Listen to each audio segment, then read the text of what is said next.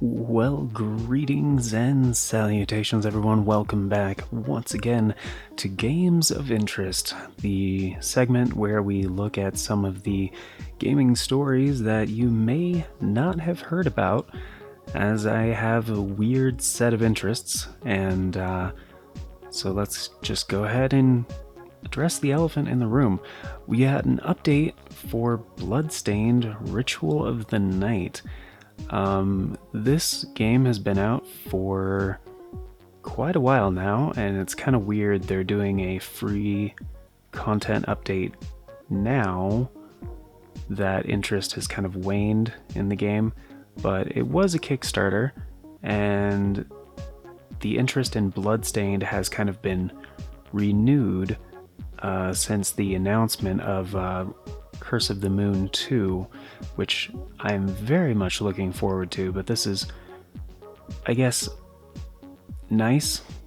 This is kind of nice as like an update to kind of whet our appetite for those of us who may have bought the game day one and weren't super in love with it, or just kind of disappointed by the lack of updates, I guess.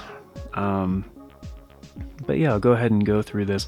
This information was, I saw it on Twitter initially, but then they had a full post on the official website.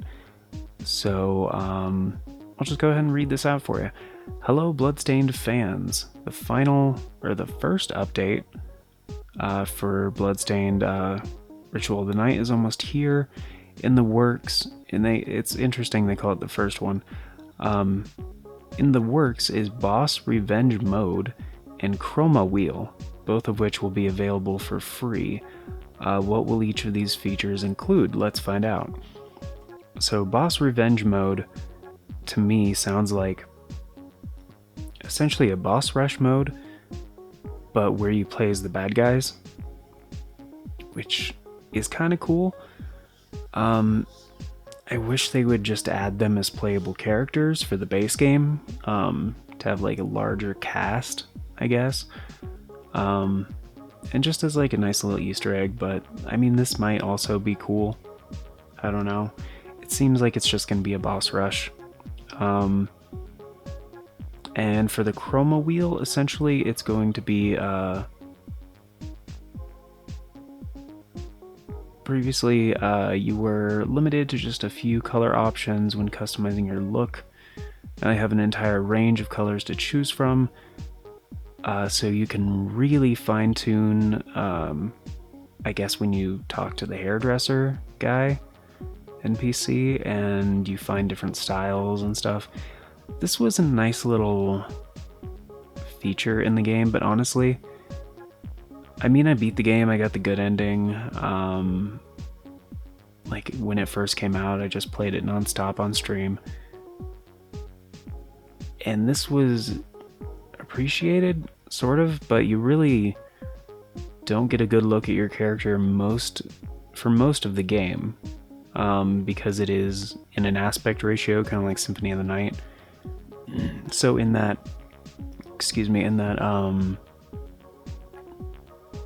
same regard, it's like if you get like in Symphony of the Night, when you get like specific cosmetic things, like the cape that's like kind of like transparent, and has a cool like shimmer thing. I mean, that's cool, but like, it doesn't make a big difference, you know? If the base game doesn't thrill you, this probably isn't going to be enough to win you over. But still, as a free update, I am going to dive back into the game when this comes out, because I've been playing through Curse of the Moon quite a bit recently, partially because that game has like 4 unique playthroughs, which is really cool. And I honestly think the gameplay is tighter in Curse of the Moon. And I feel like it's just more true to the Castlevania formula, in which it is an homage to, which I guess is easier to do on a Kickstarter kind of budget, to do something in the same vein as like Castlevania 3 than like a full modern interpretation of something like Symphony of the Night, which is a much larger and more complex game, a lot more ins and outs. I kind of wish they went with sprite work for Ritual of the Night. That was part of the reason I wasn't huge into the game, is they tried to do like voice acting and like detailed 3D models and all these, and I just don't feel like it lands very well. The animations still feel clunky, so it's just, I feel like the gameplay suffers because of what they tried to do from a technical aspect. And that's especially true on platforms like the Switch, and actually even the Xbox One X version didn't run as smoothly as the PS4 Pro version, and actually Digital Foundry has a more in-depth analysis about that, so check out their video if you want to know more about that one. But so kind of underwhelming, but still kind of cool to see support for this game. I do think Ritual of the Night could be amazing if they put the effort into it to make it a actual worthy successor to Symphony of the Night. As it stands, I don't think it is, but I think with refinement it could be very good. I mean, I thought the voice acting was pretty bad as well. No offense to anybody that did work on that game, but I don't think there should be voice acting in a... I mean, maybe it was intentionally bad because Symphony of the Night had voice acting that was kind of over the top, intentionally bad, kind of like hamming it up. And maybe it was an homage to that, but that's not the way... It's not the way it felt in the overall presentation. That might have been the original intent, and given a different presentation, different player experience, it may have come across that way. But the way the game was put together, it just didn't land. It's like a hilarious joke at the wrong time. You know, it takes away all of the... Anyway, on to the next one. So I thought this was cool. So we got the July season of Pokemon Sword and Shield starting for competitive with ranked battles. So I'll just go ahead and read this and the portions so you guys can get the gist.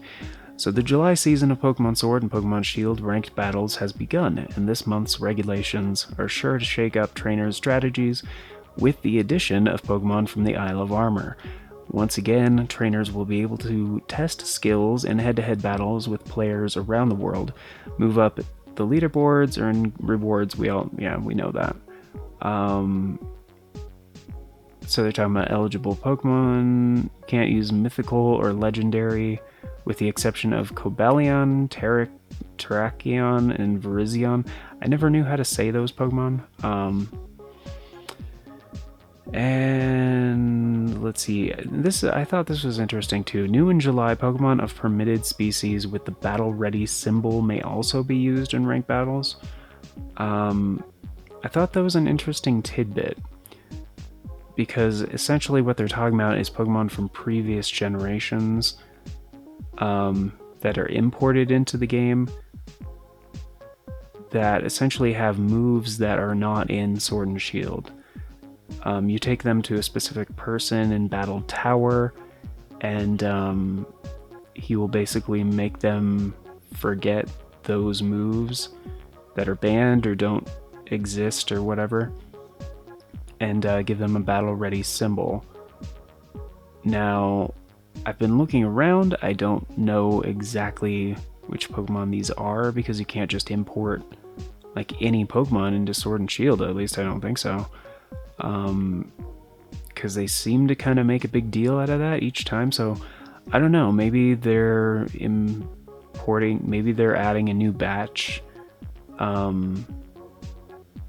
Like, for example, like, you've had the ability to have Primarina and Decidueye and Incineroar in Sword and Shield for quite some time, and they haven't had Pokedex entries, but you could import them through Pokemon Home. So people were like breeding these down and, wonder trading them and all that. Surprise trade, wonder trade, same thing. You know what I mean.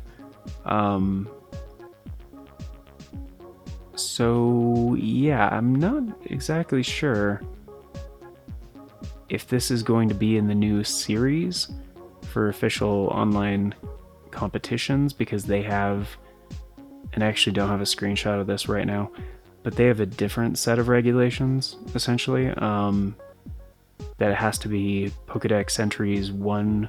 It's like the same as the previous, but they're also adding the Isle of Armor Pokemon, which is Pokedex entries 1 through 210,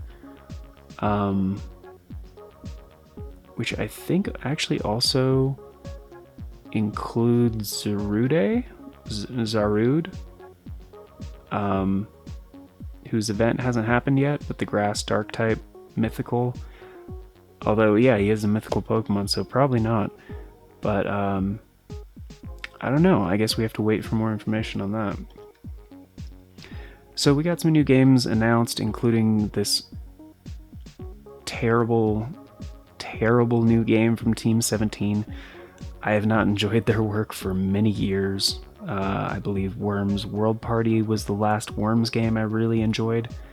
I do have Worms Battleground. I did buy Worms WMD because I want to believe, but this one just, it tipped me off. Like, they completely got rid of the turn-based thing. They completely changed the art style. I mean, this one's gonna have the 2 words I never wanted to see in a Worms game: Battle Royale. So it's all real time. It's just, I don't like the look. It looks like it was made in Unity, like by somebody I went to school with, honestly, that always had like really basic looking levels. No offense, but you know what I mean. When indie developers, like, this doesn't even look like the Team 17 I know. The Team 17 I know made gorgeous levels to battle on in Worms Armageddon, Worms 2, even going for that far back. And Worms World Party, they had these amazing levels, even in Worms WMD. Like, sure, I didn't like the art style, but the stages themselves, some of them look beautiful. So I'm gonna have a hard pass on this one, but much like my stool later. But this next game, Haven, this looked really cool. Out of all the games that I haven't heard anybody talking about that were just announced, like today, this is definitely the coolest one. And actually, this might go up tomorrow. I'm gonna try to get this video out today, though. So the 1st of July. But yeah, the full trailer is over on PlayStation's YouTube channel, so maybe go check that out if you're interested. And that really goes for the Worms one too, if you really want to watch it. But there's like some open world kind of exploration stuff going on with this game. So definitely an overworld. This might be a JRPG style. And hear me out here for a second. So you have an overworld, right? You have at least one party member that you explore with. It seems like there's some very charming dialogue story segments in this game. And actually the art style kind of a little bit reminds me of Summer and Mara. I wonder if it's one of this... I don't know. There's a lot of things this art style reminds me of, but most recently Summer and Mara. But as far as the hand-drawn characters, and it does seem like there's dialogue options. I don't know if it's the illusion of choice or they actually have a significance on what happens in the story. Maybe you only get certain side quests by choosing certain things. That'd be great. Because I hate when a game gives me a dialogue option and there's no payoff. Like, at the very least, something humorous, please. Like, make me giggle, make me laugh if it actually doesn't affect the gameplay or the character arc. At least make it like a Breath of the Wild. Like, choosing some of the other dialogue things, it can just, more often than not, cancel you out of the conversation. But sometimes, it's kind of funny. Like, especially early on with the old man on the plateau. At least something like that, please. And it does seem to have turn-based combat. Kind of facing your enemies and stuff, kind of like Phantasy Star, games of that nature, not the complete side Final Fantasy approach, where you have your heroes on the right, your enemies on the left, and there is some kind of like spinning wheel for synchronizing your attacks. I did see some damage values, so that's good. It's not like color splash or anything like that, thankfully. So that looks cool. Go check that out. An RPG Maker MV. I don't remember which Roman numeral M is, but it's a big one. I think it's like 55 or something. I don't know. I think it's 50. I think is what M is. I don't remember. That might be L. Might be 20. They are not that far up though. RPG Maker used to be huge on the PlayStation. It was one of those things that was original to the system, and they were touting like, oh, you can't do this on other platforms because, yeah, there was so much data on those CDs comparatively to the cartridge-based competition. And I guess they had an exclusivity because I don't think it was on the Sega Saturn. But who knows, with the multiple CPUs the Saturn had, it might have been able to do better. Anyway, it's kind of cool. Another announcement from NIS. This is pretty sweet. It's coming soon. I do like the concept art for the game. However, the visuals, I don't like the style at all. It looks very basic. It reminds me of the Final Fantasy 5 and 6 ports on Steam that were kind of remasters, but honestly the style was much worse when they tried to like kind of up-res it. And I just don't like the look.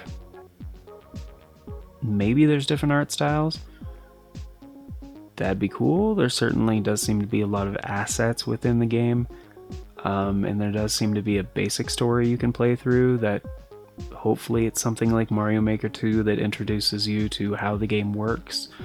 That would be really cool. And who knows, it might be like a Dreams sort of thing where people make some very impressive stuff with this. I just don't think it's going to catch fire. I think it's been too many years since we've had an RPG Maker, and since it's been relevant. They kind of dropped the ball during the PS2 era. But I know the first couple on the PlayStation did pretty well. I remember hearing so much about them. And just like game stores, like sometimes had trouble keeping it on the shelves. I don't know if that was a supply issue or just like they were,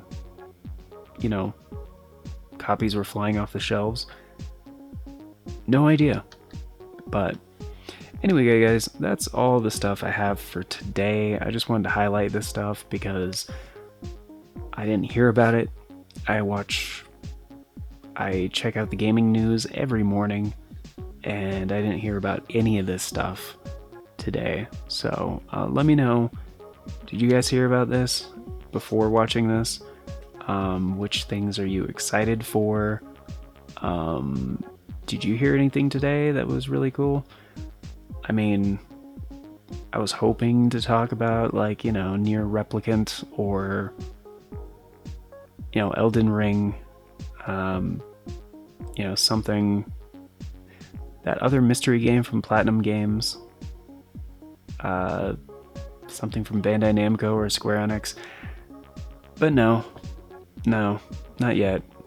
Oh, the other thing, Bandai Namco does have an event, I believe, scheduled for, let me pull it up here, just on my device that you guys can't see, but I did keep the email, I believe.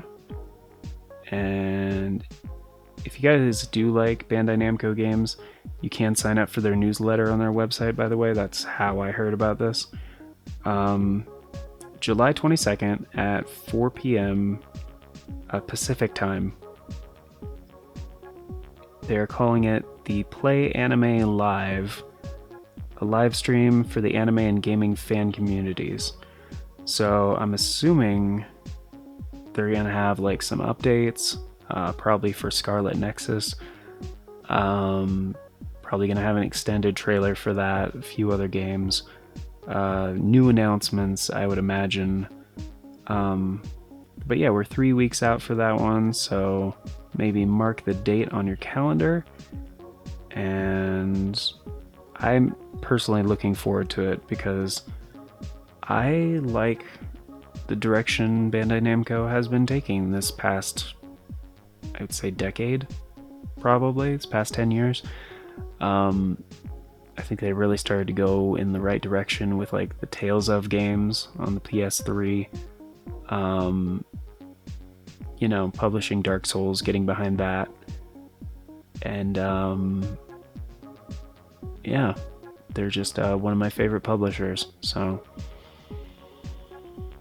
anyway, and speaking of publishers, if you guys have been wondering what this music is that I've been using for this video and the last video, it's actually from Mega Man 8. I don't know if I mentioned that in the last one, but Mega Man 8 had some incredibly chill, incredibly good music, and I love the art style in the game and the gameplay. It's not hard as balls Mega Man, but it is very B-tier anime fun. And like the voice acting, the just story, it's so cheesy, it's fantastic. Kind of like the Zero meme stuff from Mega Man X7. Yeah, but if you've never played Mega Man 8, it's amazing. Anyways, have a beautiful day, everybody. Hope y'all have a wonderful dinner, whatever meal you're sitting at. I just hope your dinner is amazing. And get some sleep, because without good sleep, we are useless mammals. And hopefully I'll see you in the next Games of Interest. And yeah, that's it. Bye.